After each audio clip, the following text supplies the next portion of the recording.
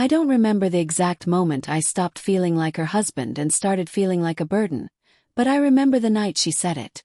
Maybe you should just go find someone who actually wants you. She said it casually, almost like she was suggesting I grab milk from the store. No raised voice, no fight in progress. Just that cruel sentence dropped into the silence of our living room. I sat there frozen, the words echoing in my head long after she'd turned her eyes back to her phone. The cracks in the marriage. We'd been married for 12 years. Claire and I met in college. Me, a struggling architecture student pulling late nights in the studio. Her, a bright literature major with a laugh that made the world feel less heavy. Back then, she made me believe in the idea of forever. But forever doesn't look the way you think it will. Somewhere between the mortgage, her late nights at work, and the 1,000 quiet disappointments we stopped voicing, things shifted. I noticed the change first in her silence. She used to tell me everything. Silly thoughts, frustrations, dreams. Now she was glued to her phone, her laughter no longer directed at me. When I'd ask what was funny, she'd shrug. At night, she'd turn to her side of the bed, scrolling until she fell asleep. Touch had become rare, almost foreign.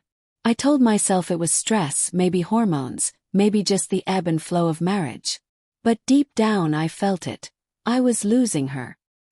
The breaking point. That night, I tried again to bridge the gap.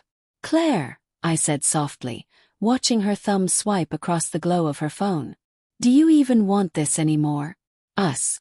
She sighed like I was asking about taking out the trash. "You're too much sometimes, Daniel. Too much. You're always needing.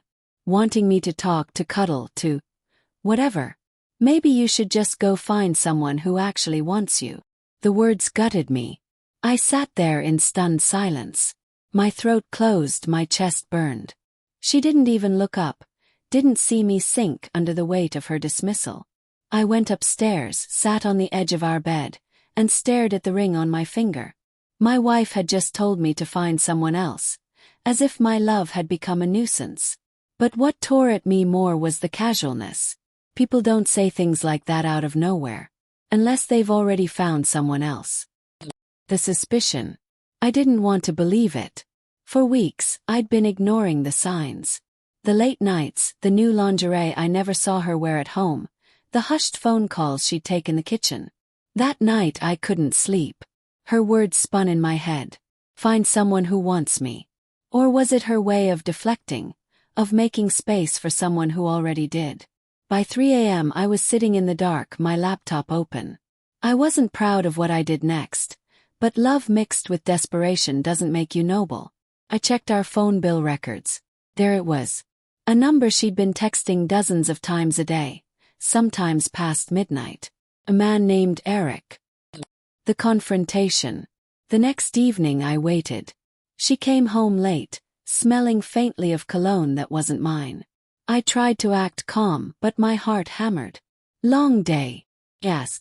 "Yeah," she said quickly, tossing her bag on the chair. "Back-to-back meetings." I studied her face. She wouldn't meet my eyes. "Eric keep you busy too?" "Yes." Her head snapped up, her face draining of color. For a moment, silence thickened between us, and I knew, without any denial, that I was right. "You went through my phone records," she hissed. "That's what you're mad about." My voice cracked. "Not the fact that you've been lying to me." Her lips pressed into a thin line. Then, almost defiantly, she said, "I didn't mean for it to happen." The shattered illusion. Her confession hit harder than her earlier dismissal. Hearing her say it out loud, acknowledging that Eric wasn't just some coworker or friend, shattered whatever illusions I'd been clinging to. "How long?" I asked, my voice barely more than a whisper. She hesitated then. "A few months." I staggered back like she'd physically hit me. "Months? God. I wasn't looking for it," she said quickly. "He just listened. He made me feel wanted again. You used to make me feel that way, Daniel." Her words carved into me. I wanted to scream, to beg, to break something. Instead I just stood there, numb, my world collapsing. We slept in separate rooms that night. Correction, I didn't sleep. I replayed every moment of our marriage, wondering how I hadn't seen it coming. In the morning she was cold, distant, almost relieved the truth was out.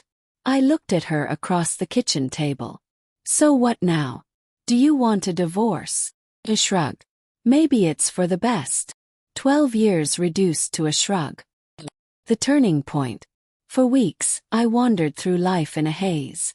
Work-home silence. I moved into the guest room. She moved deeper into her affair, not even bothering to hide it anymore. But one night, I caught myself staring at my reflection in the bathroom mirror. Dark circles under my eyes, shoulders slumped. That broken man staring back. I didn't recognize him. Her words echoed again. Find someone who wants you.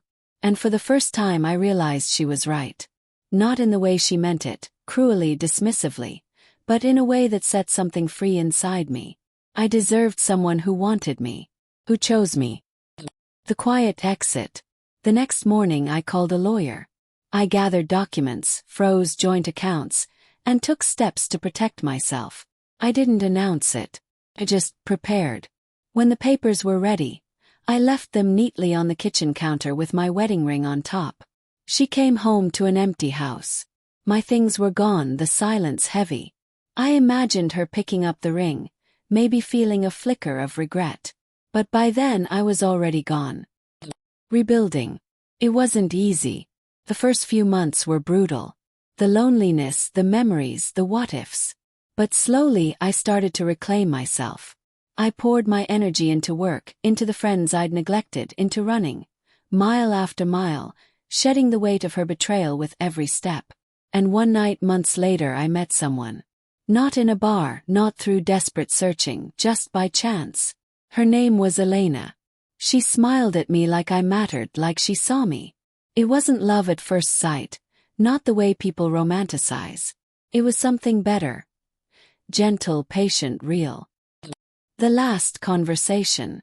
A year later, Claire called me out of the blue. I just wanted to see how you're doing, she said, her voice softer than I remembered. I'm good, I told her honestly.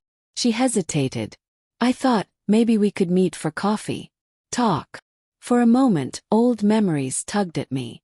But then I remembered the night she told me to find someone who wanted me, and the months of silence that followed. No, Claire, I said quietly. You told me to find someone who wants me. And I did. There was silence on the line, then a shaky breath. I didn't realize what I had until it was gone. I know, I whispered. But I did. And I hung up. That night, when she dismissed me, when she unknowingly revealed the truth, changed everything. Broke me. Then it rebuilt me. Sometimes betrayal isn't the end of your story. Sometimes, it's the beginning of the one you were always meant to live. 'Cause she was right. I did deserve someone who wanted me. And I finally found her.